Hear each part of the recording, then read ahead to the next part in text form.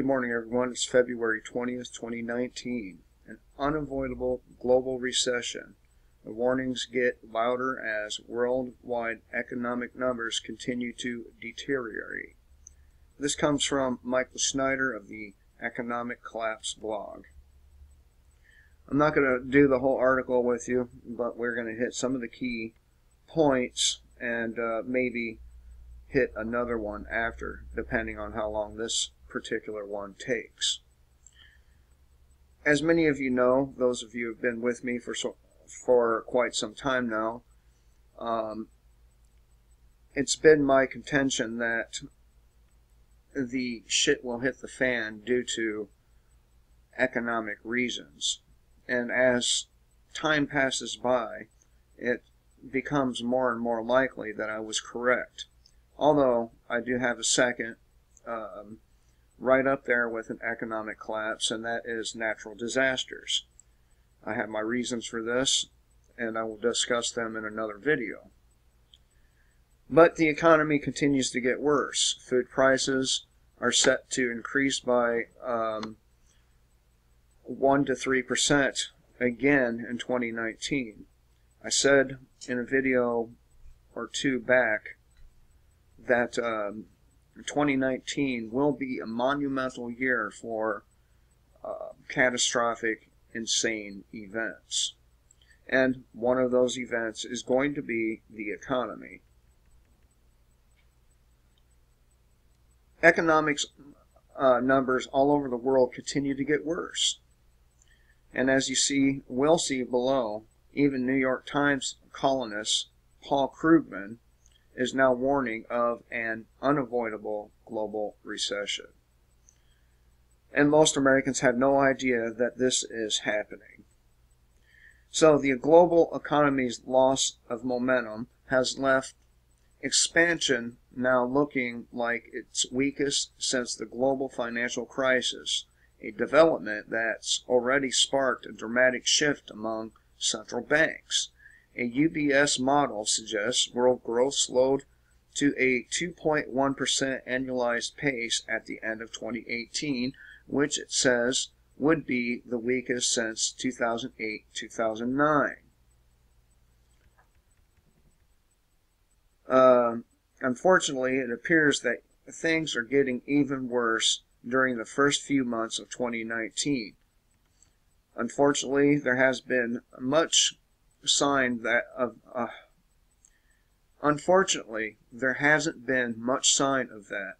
China car sales dropped in January, and data last week showed U.S. retailers or retail sales posted their worst drop in 9 years in December. You might remember that I discussed Christmas sales with you. You might remember that I said that they were terrible. And I knew this based on what I saw on the side of the road in people's garbage. If there were no big boxes out next to the trash cans, then there wasn't a good Christmas for that household. And from what I saw, and I drove around some, even in the more wealthy areas, there wasn't a whole lot of Christmas garbage. So, and I based that my sales prediction on that, if you even want to call it prediction. So, and by the way, Christmas sales accounts for a huge percentage of our yearly GDP. The numbers coming out of China are particularly striking. Experts were stunned this week when it was announced that Chinese car sales had plunged 17.7%. And that is significant. Car sales in China continued to decline in January after their first full-year slump in more than 2 decades, adding to pressure on automakers who bet heavily on the market amid wanting demand for cars from the U.S. to Europe. Passenger vehicle wholesales fell 17.7% year on year, the biggest drop since the market began to contract in the middle of last year, while retail sales had their 8th consecutive monthly decline, industry groups reported Monday. So we've had 8 consecutive months of decline in retail, and that's not good. Meanwhile, German industrial production is falling at a pace that we haven't seen since the last global recession. Unexpectedly, German industrial production fell 3.9% in December 2018 compared to December 2017, after having fallen by a revised 4% in November, according to German statistics agency Des Statistics. Thursday morning, these two drops were steepest year-over-year drops since 2009. Here in the United States, we are still doing relatively better than much of the rest of the world, but our economy is slowing down too. U.S. retail sales just suffered their biggest drop in more than 9 years, and the stunning bankruptcy and liquidation of Payless Shoe Source has made front-page news all over the nation. Payless Shoe Source confirmed Friday that it will close its 2,100 stores in the U.S. and Puerto Rico and start liquidation sales Sunday. The company is also shuttering its e-commerce operations. The closings mark the biggest by a single chain this year and nearly doubles the number of retail stores set to close in 2019. And what all this means is that this is the beginning of the end for the global economic bubble. Of course, we've heard this over and over again, but somehow it has a little bit different feeling this time around. Professor Paul Krugman has warned a series of isolated downward economic trends around the world will spiral into an unavoidable global recession towards the end of 2019 or the beginning of next year. Mr. Krugman said that there is not one big thing prompting the stark forecast, but instead blamed a number of incidents happening at the same time. He said a slump in the Eurozone combined with the long-running U.S.-China trade war, President Trump's tax policy, and world leaders' lack of preparedness are increasing the risks of a nationwide, or a worldwide rather, economic slowdown. And if he and myself are right, then 2019 to 2025 are going to be some terrible years. And this may be one of the reasons why Deagle.com forecasted such a dramatic decline in U.S. population by 2025. So, let's hit the next one. This has only been a little over 8 minutes.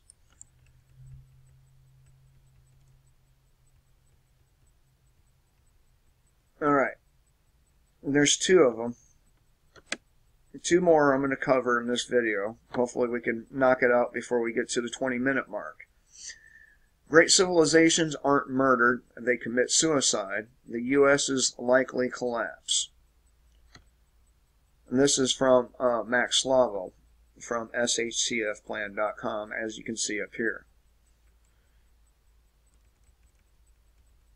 And I would really like to see Washington look like that, wouldn't you? Okay, so historian Arnold Toynbee, in his 12-volume magnum opus, A Study of History, was an exploration of the rise and fall of 28 different civilizations. Toynbee concluded that great civilizations don't get murdered. Rather, they kill themselves, and all the signs of a civilization collapse are here. And I've covered this before. Roman Empire, right? It didn't Compromise killed Rome.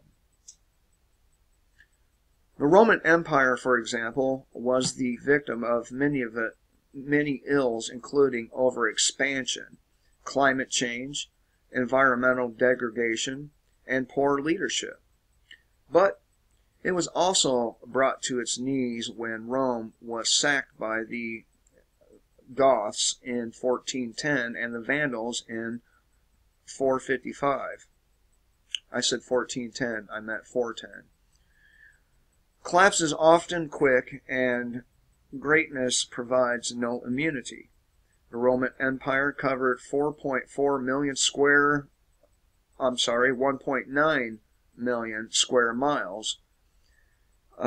In 395 years later, it had plummeted to 2 million, or 770,000 square miles. They do it in kilometers because it's the BBC that he's quoting. By 476, the empire's reach was 0. Collapse can be defined as a rapid and enduring loss of population, identity, and socio-economic complexity. Public services crumble, and disorder ensues as the government loses control of its monopoly on violence. Meaning, people realize they are slaves and no longer wish to be subjugated and punished at the whims of the ruling class or government, but seek their own liberty and own self-ownership. As people begin to realize that the political class or ruling class is exceptionally wealthy as they slave away and half of their wages are stolen to prop up those who exert power over them, societies tend to collapse. So we have something to look forward to. All of that is happening right now. Government stays fat and happy when the slaves don't realize they are enslaved.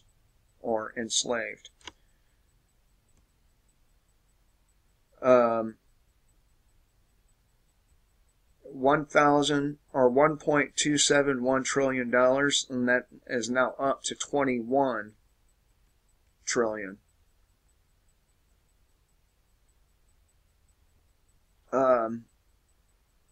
Collapse expert and historian Joseph Tainter has proposed that societies eventually collapse under the weight of their own accumulated complexity and bureaucracy, meaning the government becomes so burdensome and large that it can no longer maintain a monopoly on violence.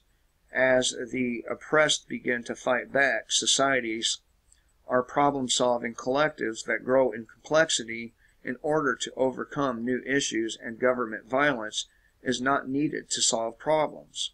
However, the returns from complexity eventually reach a point of diminishing returns.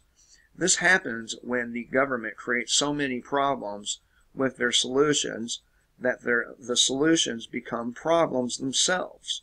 And we see this every day with our law enforcement community. One more here. One more. I got a few more minutes. Food prices will rise in 2019, adversely impacting those living paycheck to paycheck. Again, Max Laval, SHTF plan. Almost 80% of Americans live paycheck to paycheck, barely able to afford to put food on the table. That's terrible news considering the predictions currently assume that grocery prices will steadily continue to rise during 2019. And they don't even include the fact that a lot of our crops were lost due to odd weather phenomenon like early snows and drought. But grocery prices are expected to rise by 1% or 2% this year, according to the United States Department of Agriculture, meaning that you could probably bet that it's going to be higher than that, because you can't believe a fucking word government agencies tell you. It may seem small, but with so many U.S. households already living paycheck to paycheck, it could be just enough to have a real financial impact. Although food prices rose by just a fraction of a percent last year, and that was the first increase in 3 years, and it looks like prices will rise consistently during 2019, according to WCVB5, an ABC News affiliate. Some food items such as pork, eggs, fats, and oils could see price declines during 2019, the USDA predicted. However, that's not great news considering egg prices climbed nearly 10.8% last year. The prices of beef, poultry, fish, and sweets are all expected to increase. Electricity and diesel costs, as well as many other costs associated with food production, transport, and retail sales, are expected to rise, placing upward pressure on prices. Fresh vegetable prices increased from November to December, rising 3.4% and are 4.6% higher than in December of 2017. So, if you haven't stocked up on some food, I would say now is a good time to do it. Anyway, thought I would share these things with you. Hope every one of you have a great day. And remember, kill the state before the state kills you.